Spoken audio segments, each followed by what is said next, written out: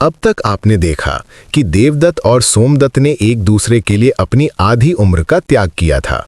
देवदत्त ने सुमित्रा को बचाने के लिए हिमालय के ऋषि से दवा लाई थी और सोमदत्त ने मित्र की उम्र वापस दिलाने के लिए अपनी आधी जिंदगी दे दी थी। दोनों मित्रों का त्याग अतुलनीय था। अब आगे की कथा। विक्रम चुपचाप सुन रहे थे। बेताल ने कहानी आगे बढ़ाई। जब सोमदत्त ऋषि के आश्रम से वापस आया तो देवदत्त वापस जवान हो गया था। दोनों मित्र खुशी से गले मिले, लेकिन अब दोनों की उम्र आधी रह गई थी। फिर भी वे प्रसन्न थे क्योंकि उनकी मित्रता और भी मजबूत हो गई थी। कुछ महीने बीतने पर एक रहस्यमयी बात सामने आई। दोनों मित्र देखने में तो बूढ़े हो गए थे, लेकिन उनकी ताकत बढ़ती जा रही थी। वे दिन भर काम करके भी नहीं थकते थे। उनकी बुद्धि भी तेज हो गई थी, यहां तक कि वे रोगों से भी बचे रहते थे। देवदत्त ने एक दिन सोमदत्त से कहा, मित्र, लगता है उस ऋषि ने हमें कोई खास शक्ति दी है। हमारी उम्र तो कम हो गई, लेकिन हम पहले से ज्यादा ताकतवर हैं। सोमदत्त भी इस बात पर हैरान था। तभी उनके घर एक अजनबी आदमी आया। वो बहुत अमीर लग रहा था। उसने अपना नाम कुबेरदत्त बताया और कहा कि वो दूर के शहर से आया है। उसने देवदत्त और सोमदत्त से कहा कि उसने उनकी मित्रता की कहानी सुनी है और वो उनसे मित्रता करना चाहता है। कुबेरदत्त बहुत ही मिलनसार और दयालु था। वो हमेशा दोनों मित्रों की मदद करता रहता। धीरे धीरे वो उनके परिवार का सदस्य बन गया। उसने देवदत्त के व्यापार में भी मदद की और सोमदत्त के साथ विद्या की चर्चा करता रहता। लेकिन कुबेरदत्त का एक अजीब शौक था। वो हमेशा दोनों मित्रों से उस हिमालयी ऋषि के बारे में पूछता रहता। वो जानना चाहता था कि ऋषि ने उन्हें कैसी दवाइयां दी थीं और वे कहाँ रहते हैं। देवदत्त और सोमदत्त को ये बात अजीब लगती थी, लेकिन वे कुछ नहीं कहते थे। एक दिन कुबेरदत्त ने दोनों से कहा, मित्रों, मैं भी उस ऋषि से मिलना चाहता हूं। क्या तुम मुझे उनके आश्रम तक ले चल सकते हो? देवदत्त और सोमदत्त ने मना किया क्योंकि रास्ता बहुत कठिन था, लेकिन कुबेरदत्त ने जिद की। आखिर में तीनों मित्र हिमालय की यात्रा पर निकले। रास्ते में कुबेरदत्त ने बताया कि उसकी मां बहुत बीमार है और केवल वही ऋषि उसे बचा सकते हैं।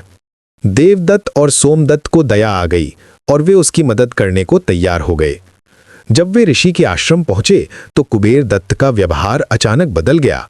वह ऋषि के सामने झुका और बोला, गुरुजी, मैंने आपका काम पूरा कर दिया है। ये दोनों यहां आ गए हैं।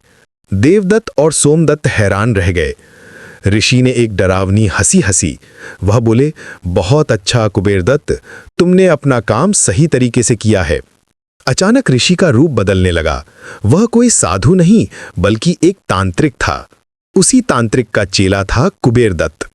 तांत्रिक ने देवदत्त और सोमदत्त से कहा, मूर्खों, तुम समझे कि मैंने तुम्हारी भलाई के लिए दवाइयां दी।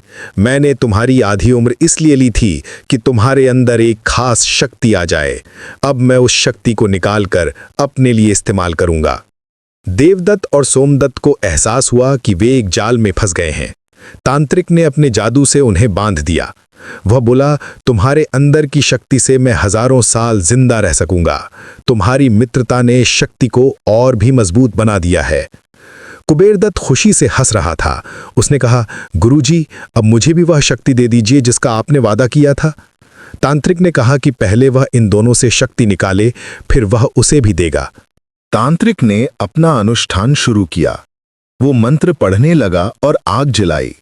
देवदत्त और सोमदत्त को लगा कि उनकी जान निकली जा रही है। वे एक दूसरे की तरफ देखकर हिम्मत बांधते रहे। अचानक देवदत्त को कुछ याद आया। उसने धीरे से सोमदत्त से कहा, मित्र, याद है जब हमने उस राक्षस को हराया था?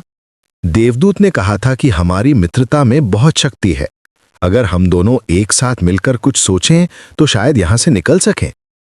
दोनों मित्रों ने आंखें बंद करके एक साथ उस देवदूत को याद किया जिसने उन्हें पहले बचाया था। वे मन ही मन प्रार्थना करने लगे। अचानक आश्रम में तेज हवा चलने लगी। तांत्रिक का अनुष्ठान बिगड़ने लगा। तांत्रिक चिल्लाया, ये क्या हो रहा है? मेरा जादू क्यों काम नहीं कर रहा? तभी आकाश से वही देवदूत प्रकट हुआ जिसने पहले उनकी मदद की थी। देवदूत ने कहा, दुष्ट तांत्रिक, तू सच्ची मित्रता का गलत फायदा उठाना चाहता है। ये मैं नहीं होने दूंगा। देवदूत की शक्ति से तांत्रिक और कुबेरदत्त के बंधन टूट गए। तांत्रिक भागने की कोशिश करने लगा, लेकिन देवदूत ने उसे रोक दिया। देवदूत ने तांत्रिक को श्राप दिया कि वो हमेशा के लिए उसी पहाड़ में कैद हो जाएगा। कुबेर दत्त रोने लगा और माफी मांगने लगा। उसने कहा कि तांत्रिक ने उसे बहकाया था। देवदत्त और सोमदत्त ने देवदूत से कहा कि वे कुबेर दत्त को माफ कर देना चाहते हैं। देवदूत ने कुबेर दत्त को छोड़ दिया, लेकिन चेतावनी दी कि अगर उसने फिर कोई गलत काम किया तो उसे सजा मिलेगी। देवदूत ने देवदत्त और सोमदत्त से कहा, तुम्हारी मित्रता ने फिर से बुराई को हराया है, लेकिन अब तुम्हें एक फैसला करना होगा। तुम्हारी आधी उम्र तांत्रिक ने ली थी, मैं तुम्हें वापस दे सकता हूं, लेकिन तब तुम्हारे पास जो खास शक्तियां आई हैं वे चली जाएंगी। दोनों मित्रों ने एक दूसरे की तरफ देखा। वे जानते थे कि शक्तियों से भी बढ़कर उनके पास उनकी मित्रता है। उन्होंने देवदूत से कहा कि वे अपनी उम्र वापस चाहते हैं। देवदूत मुस्कुराए और उनकी इच्छा पूरी कर दी। देवदत्त और सोमदत्त फिर से जवान हो गए। वे खुशी से अपने घर वापस लौटे। कुबेर दत्त भी उनके साथ आया। उसने अपनी गलती सुधारने का वादा किया और वाकई में एक अच्छा इंसान बन गया।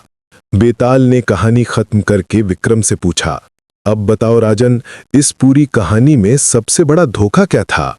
विक्रम समझ गए कि ये आखिरी सवाल है। उन्होंने कहा, बेताल, सबसे बड़ा धोखा ये था कि तांत्रिक ने मित्रता के नाम पर उन्हें फंसाया। उसने पहले ऋषि का रूप धरकर उनकी भावनाओं का फायदा उठाया, फिर कुबेर दत्त के जरिए उन्हें वापस अपने जाल में फंसाया। बेताल हंसा, सही कहा विक्रम, लेकिन एक बात और बताओ, तांत्रिक क्यों इतना परेशान था? कहीं ये वही तो नहीं जिसके पास तुम मुझे ले जा रहे हो? विक्रम का खून सूख गया। वो समझ गए कि बेताल सच कह रहा है। जिस तांत्रिक ने उन्हें बेताल लाने को कहा था, वो भी इसी तरह का धोखेबाज हो सकता है। क्या विक्रम उस तांत्रिक के जाल में फंस चुके हैं? क्या वो भी देवदत्त और सोमदत्त की तरह किसी गलत काम में इस्तेमाल होने वाले हैं? क्या यहीं से सच का पर्दा उठेगा? अगली कथा, निर्णय की घड़ी और पुत्र का बलिदान। विक्रम बेताल कथा।